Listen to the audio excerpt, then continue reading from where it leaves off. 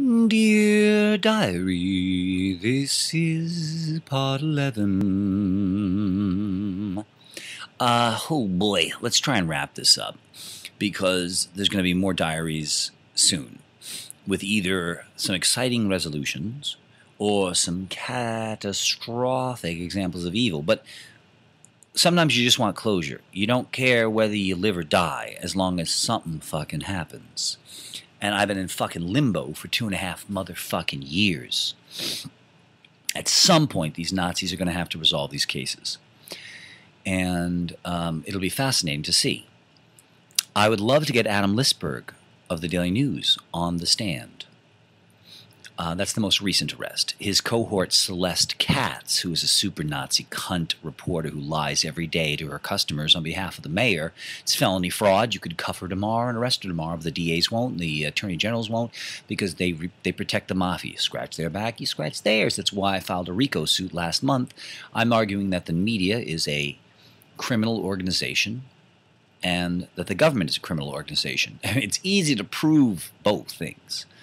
The question is sometimes there's loopholes in the law and the judges suck and da-da-da-da. Sometimes juries are insane.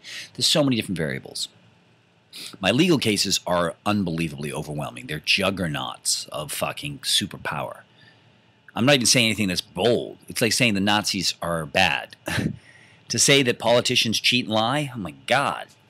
But people don't fight back. They don't sue. So I've got a bunch of revolutionary lawsuits pending, and I'm filing a couple more next week. Pardon me. And sadly, though, these 5 cases the 5 currently pending cases will not go to trial, I'm pretty sure, which is kind of sad because I would love to get Adam Lisberg, a reporter for the Daily Schmooze, on the witness stand. Do you understand? Victims in America always have to testify. They don't have a choice. If they don't testify, they have to drop the charges against me. They have to get under oath. That's why in all my cases in the past, like for instance when City Hall arrested me in 2006, they said I harassed 11 people on their staff. And I said, watch, right before it goes to trial, they're going to suddenly say I didn't harass all those people. For instance, they can't risk having a deputy mayor testify. I'd love to get the deputy mayor under oath where he has to answer questions or he'll be held in contempt. Love it. That's why they dropped him from the case at the last possible second. It's like, oh, you said I harassed him for 2 years. You said that. Now you say I didn't. Oh, I said I didn't. We agree. I even said when you arrested me that you'd drop those charges because you were faking it all. And now you dropped them all. Oh, wacky. They just kept the 2 lowest people on the totem pole as alleged victims, be the proxies. Love to get Adam Lisberg under oath. And Celeste Katz is about to try and have me arrested for supposedly harassing her. She is going to twist. She's already started twisting things. She said, you're done. She sent me an email a couple days ago. You're done. You left me a voicemail saying you're watching me. That's harassment. It's like, no, I'm an investigative reporter who monitors media corruption. And I just filed a gigantic lawsuit against you and your employers. I would say that I have a legitimate reason to watch you. Plus, I'm your customer. Maybe you forgot that. And I'm your customer complaining about your shitty customer service. That's going to be a real bitch for you in a harassment suit, you stupid cunt. That's an example how she twisted it.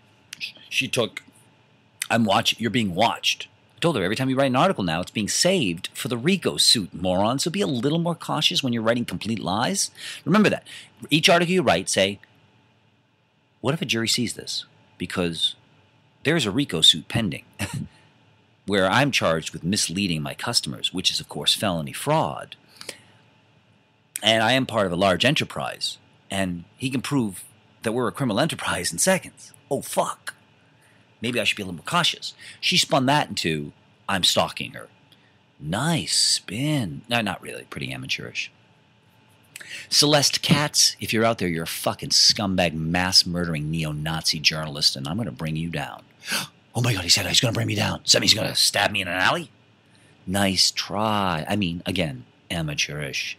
If people weren't retarded, you'd already be in prison, Celeste Katz. Real neo-Nazi. In so many ways. She even had me banned from posting comments on the website. Because why would you allow... she's a writer. Why would she believe in free speech? Or freedom of the press? Or any of those things? Fucking Nazi scumbag. So none of these people are going to want to testify. Delfino would testify, but that would be amazing. She's a horrendous liar. She's a fucking idiot. She fucks up left and right. It'd be beautiful seeing her and me testifying against each other under oath. Gorgeous.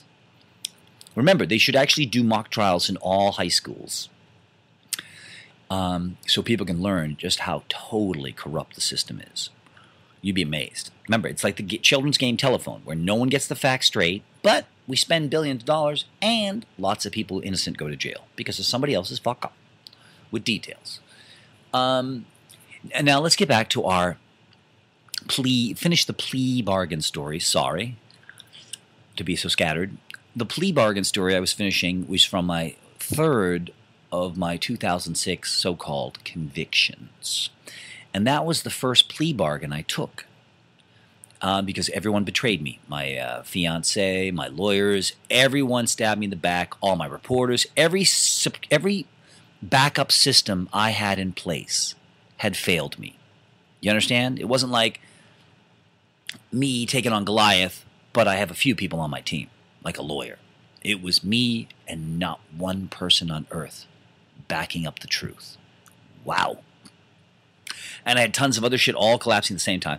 So the DA, finally, the DA is like, we got convictions against Brodeur. We've neutralized him. We're teaching him a lesson. He's got a year in jail. We're going to teach him a lesson. I got 6 months and 6 months from the first two judges. Both couldn't illegally sentence me, but who's keeping track? The Department of Justice. Who monitors to make sure the Constitution is being enforced? Theoretically, the Department of Justice. So in my RICO suit against them, which is being filed next week, they're going to get to show how they actually police. When anybody violates the Constitution of the United States of America, they're going to get to prove that they are there to protect that document. I mean, it's kind of important. It's kind of the biggest law in the world. It's more serious than murder. So surely, I mean, how often do the police just totally ignore murders? So can I prove that the Department of Justice has ignored their legal duties? Can I argue that they did it for political consideration? They very rarely arrest politicians. They can argue, well, we didn't know politicians were breaking the law. We didn't know police department. They're investigating Newark's police department. They're not investigating the NYPD. They're going to get to explain that one. Everyone knows the NYPD is the dirtiest police department in the Western Hemisphere. Come on. And I wouldn't even compare them to the Mexico's police force. Sorry. Come on. They should have been tipped off. The Department of Justice should have been tipped off when our previous police commissioner went to federal prison. Unrelated to the Department of Justice, lazy fucks. Department of Justice is a fucking joke. Remember, Eric Holder, head of the Department of Justice, Obama's piece of shit. Obama's a total piece of shit too. He has said, we are going, even though it is totally unconstitutional, we are going to continue to bust anyone who sells medical marijuana, even in states that have legalized medical marijuana. Now, the feds, maybe they haven't heard of the 10th Amendment, but you can't tell states whether they can legalize prostitution. The feds have no say in whether a state legalizes drugs. The feds have no say over most things. They are only allowed to decide federal issues that are in the Constitution. Everything else is up to individual states, right? That's why different states have different ages of consent, or some states have different speed limits than other states. Some states, you can buy a gun without having your license checked. Some states, you need your license checked. Some states, you got to do this to get your car license. Some states, you got to do this to get your car. States have different laws. Now, I've always said that's stupid. But the idea is they didn't want to trust the big guys in charge, the feds. And there's a lot of logic to that, right? You know, like a corporation, the bigger it gets, the more corrupt it's going to get, the less accountability, the more it becomes an unruly monstrosity. And that's why they didn't trust the federal government. And there was a lot of logic to that. But to give it up to the individual states is stupid. Example, right? Can you have a different speed limit in every state if you're driving across the country? Now, luckily, then they had to spend millions of dollars to hang up signs telling you the speed limits on all the highways. That was stupid. If you had a federal one, everyone would know. You wouldn't have to put as many signs up. It's 55 miles an hour, fucktards. New York City, speed limit's 30 miles per hour. There's almost no speed limit signs anywhere in the city. I don't know if I've ever seen any. But there's so many red lights that people don't speed that much. So much traffic, et cetera, et cetera. You understand? I believe that laws should either be local, meaning the city makes the decisions. Keep it local. Let the people who can go down the street and yell at their elected representatives and stuff, keep it close to home. Or make it federal. If it's something that's good enough for the whole state, it's probably good enough for 2 states. It's probably good enough for 50 states, right? So that's another example of how our founding fathers were fucking idiots. The floundering fathers made a lot of mistakes. To have states handle most laws, I think, is stupid. But whether you like it or not, the current law is that the states make all the decisions. The feds have no say constitutionally. In fact, I should include that in one of my RICO suits. But I'm sure other people have sued for some of these things before. I have to look up whatever the doctrine is, the federal case law, whatever fucktard said. No, I think you guys can just ignore the 10th Amendment.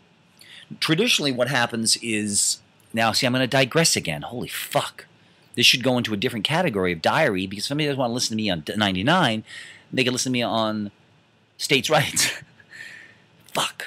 But we're here. Let's hit it, because you may never listen to any of my other diaries. Okay? So let's try and educate the land. 10th Amendment says anything that's not in this fucking Constitution is up to the states, and the feds have no fucking say in that shit. But what a lot of states do is, so for instance, let's say if Nevada wanted to legalize pot. Well, the White House is going to say, no, you're not going to fucking legalize pot. And Nevada's going to say, yeah, we are going to, because 10th Amendment, motherfuckers. And the White House is going to say, yes, you're right on the law. But we have bigger guns, so sometimes the law doesn't matter. And what they usually traditionally do is they threaten the states. They say, oh, that's cool. No, why don't you go ahead and legalize marijuana? Because I guess we're just gonna stop giving you federal highway funds. Have a nice day. And the state goes, okay, that's $600 million a year. We need that money. And say, well, I guess we're gonna pull your the $2 billion a year we give you in terrorism funding money for your police department, so you can buy those fancy cars and shit. You know, you guys are buying some really fancy boys' toys with that money. You know, we'll just cut you off. Yeah, that's cool. No, we don't have to legally give you that money. No, and the states go, fuck.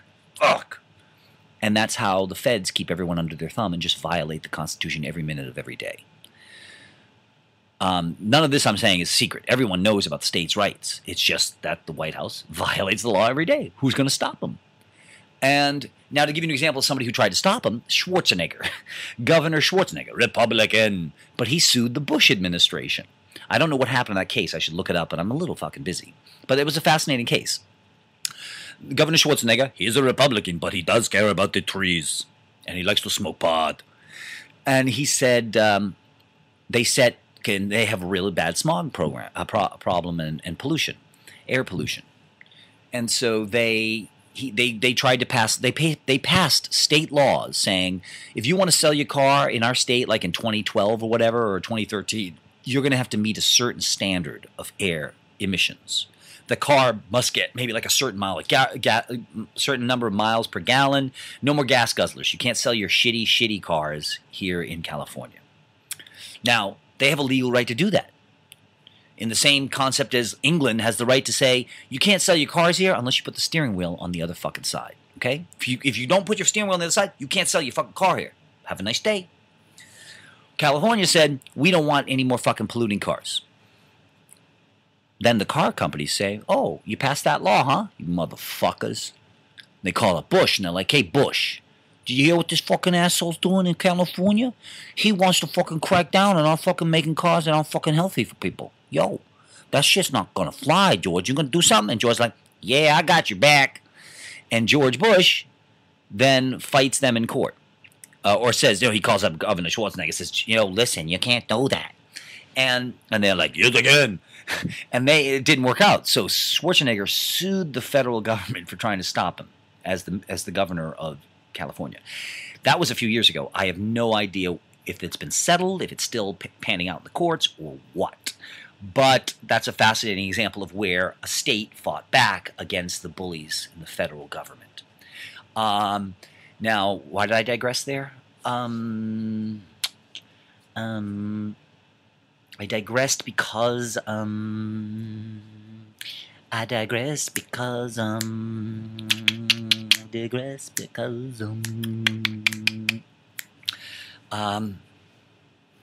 did we mention that?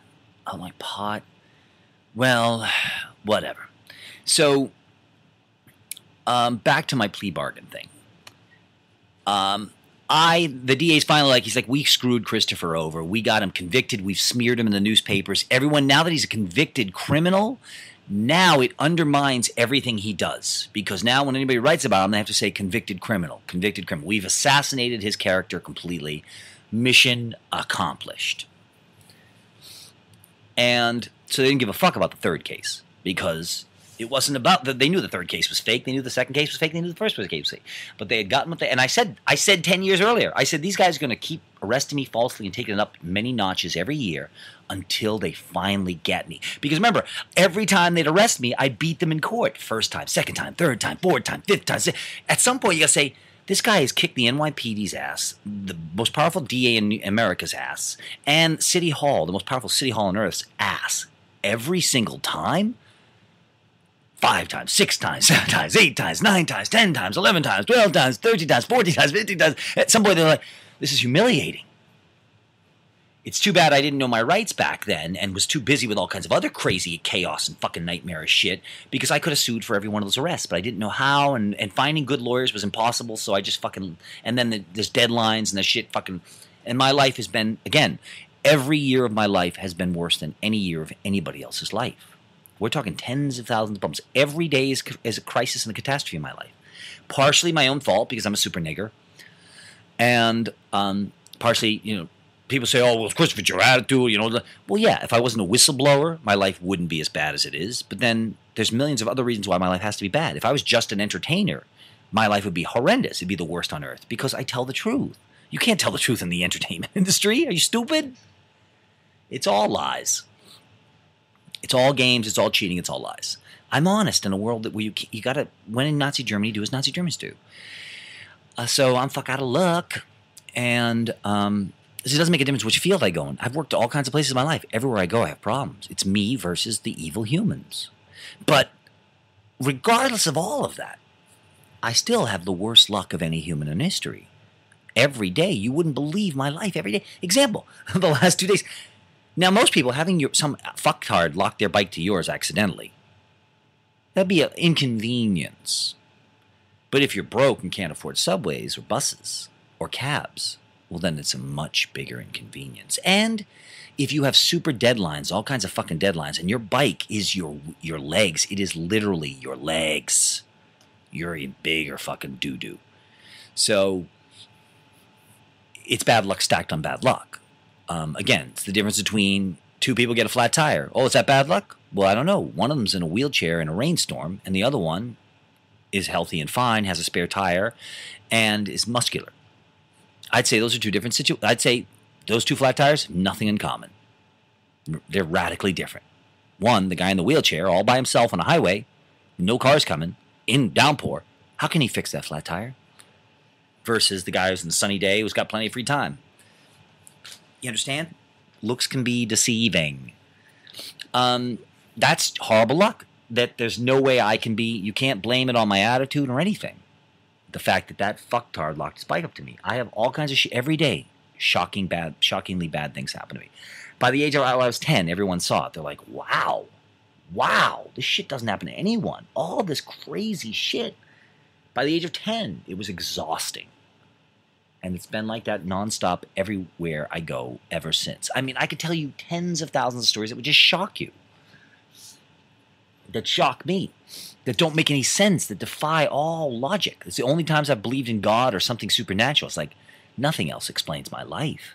You couldn't. The law of averages has never kicked in my life. You can't have a life like mine. Because nobody's ever had a life remotely like mine. What the fuck's going on? And I'm just talking about pure bad luck. I'm not talking about how shitty my life is. I'm talking about situations where it's just shocking bad luck. Right? Very few people in New York City had to file a RICO lawsuit today. In fact, I was the only one. 8 million people, and only one had to file a RICO lawsuit. But wait, there's more. If, let's say there was 5 people who had to file a RICO suit today. Of those 5, only one would be threatened with arrest by the Daily News. So I've got to get these lawsuits in before they grab me. I'm lucky my life's in ruins because normally I would have a consistent place to live where they would just come and arrest me there. They'd wait for me outside. Gigs. They often come to my gigs to arrest me. Don't have any gigs right now because my life's been destroyed by all my enemies. And my career has been destroyed by my enemies. My endless number of enemies. So, you understand that? Now, anyone else could do the RICO suit on Monday. If there was 5 other people filing a RICO suit, they could do it on Tuesday or Wednesday. Because they may not be going to jail. But I've got all kinds of people hunting me down. I've got all kinds of endless problems. So everything is compounded exponentially. So, oh my God, let's get back to the goddamn fuck and finish the plea bargain point. So, long story, incredibly longer. For the 3rd arrest in 2005, remember these cases all went to trial in 2006. Against Ben Smith. Now, he had lied about everything. They cheated everything. They took all my words out of context. It was an abortion. The case was retarded. But they didn't give a fuck because they had already crucified me and destroyed me and had thought they neutralized me for a year in jail. And I was backed in a corner where, because of Delfino, I still loved her and didn't want to live my life without her, even though she was a fucking psychopath. And she said, if you don't plead guilty, I'm moving out. I'm disappearing. I was like, ouch. And this was in the middle of our relationship. So I still didn't hate her as much as I grew to hate her. You have to remember, we were also the most perfect couple in history. You couldn't invent a couple more perfect than us. We were all shocked. My ex-girlfriends were all shocked. Everybody was shocked. It was like, wow, you guys have a chemistry that nobody has. And then it's not even just a chemistry. I mean, thousands of levels. Our relationship was extremely perfect. Don't get me started. Because people think I exaggerate. Like, oh, yeah, you think your relationship was super special. Wait, I'll list thousands of things. You go, oh, I didn't think of that. Oh, I didn't think of that. Oh, that is pretty impressive. Oh, I didn't think of that. I didn't think of that. Oh, that is a really interesting point. Oh, please, you are the reason why some of these diaries are excessive. Because I got to spell everything out and I got to idiot-proof everything. Yeesh. And I don't want these to be more than 20 minutes long. What even this is one? Fucking number 11? Holy fuck, it's dizzying. I pled guilty. Now, I was totally innocent. So when the judge says to me, this fucking cunt, Patricia Nunez, super fucking cunty, dishonest, crooked judge, she says, I think she was the judge handling, I'm pretty sure she was the judge handling that. Oh man, the stories, the shenanigans with the judges, that'll never be diarized. Oh my God, there's so much shit that will be maybe lost to history. Oh well. She says, on this charge of harassing Mr. Ben Smith, how do you plead? And I said, oh no. Well, I forget exactly the wording, but something like that. You know, how do you plead? I'd say, well, I'm innocent, completely innocent, but I guess I have to say I'm guilty because you guys have backed me into a corner. And she's like, no, Mr. Brodeur, are you pleading guilty or not? I said, well, I'm totally innocent, as you know, and everyone knows, but I have to say I'm guilty. She's like, you can't do that. You got to say guilty. I'm like, but I'm not guilty. We all know I'm not guilty. We know you guys have, this is like you practically have a gun to my head. I mean, I made sure all of this was on the record. I wanted it to all be on the record because it is, what's the word? I'm blanking out right now. The word when they force you to do something, not collusion. There's a legal term for it in courts.